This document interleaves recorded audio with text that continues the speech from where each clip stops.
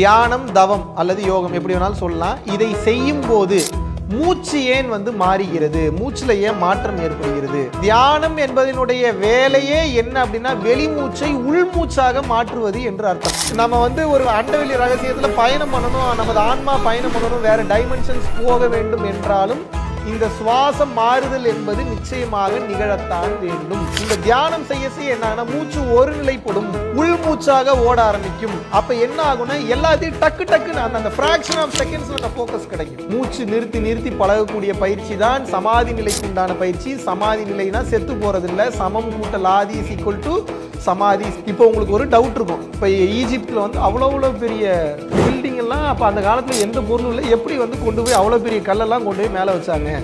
ராஜராஜ சோழன் இப்பேற்பட்ட குடைவரை கோயில்களை கட்டினார், இப்படி செஞ்சாங்க. அது யோசிக்கவே முடியும். இந்த அறிவுல யோசிச்சீங்கன்னா முடியாது.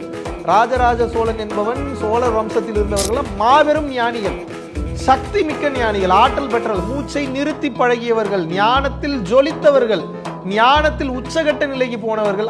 அவர்களது மக்களுக்கு இந்த ஞானத்தை அந்த குருகுலத்தின் வாயிலாக அவர்கள் சொல்லிக் கொடுத்தார்கள்.